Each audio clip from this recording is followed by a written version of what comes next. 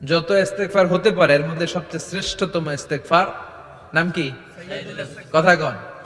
বুখারীর বর্ণনা, শাদ্দাদ ইবনে আউস রাদিয়াল্লাহু তাআলা আনহু বর্ণনা করেন, এই সাইয়্যিদুল ইস্তেগফার দিনের বেলা যে পড়বে ওই দিনে মারা গেলে সে জান্নাতি। এই সাইয়্যিদুল ইস্তেগফার রাতের বেলা যে পড়বে ওই রাতে যদি ইন্তেকাল হয় ওই লোকটা জান্নাতি। মুখস্থ আছে না? কার কার মুখস্থ? হাত তোলেন। মাশাআল্লাহ, তাবারাকাল্লাহ, মাশাআল্লাহ, মাশাআল্লাহ।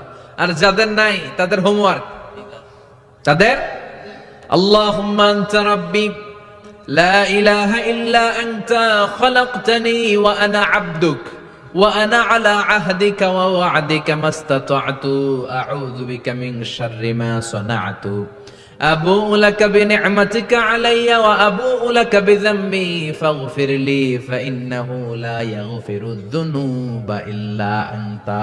সুবহানাল্লাহ পড়েন। আজকে রাতে পড়ছেন, মারা গেলে জান্নাতি। চিল্লায় পড়েন না আল্লাহু আকবার।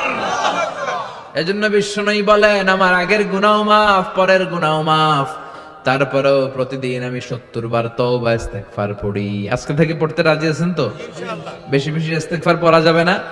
একটু প্রাণ খুলে, দিল খুলে আওয়াজ করে পড়েন তো আস্তাগফিরুল্লাহ। আর জোরে পড়েন আস্তাগফিরুল্লাহ।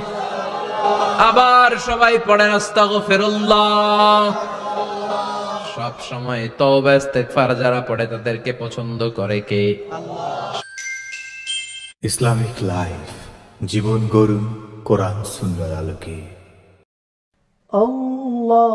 আল্লাহুম্মা আনতা রাব্বি লা ইলাহা ইল্লা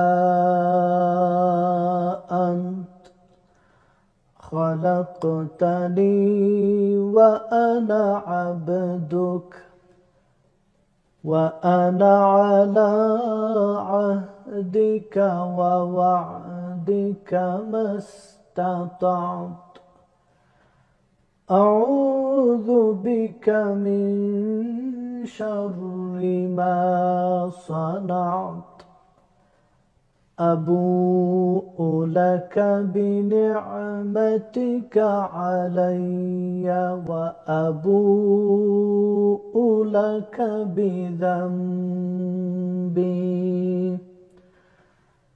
فاغفر لي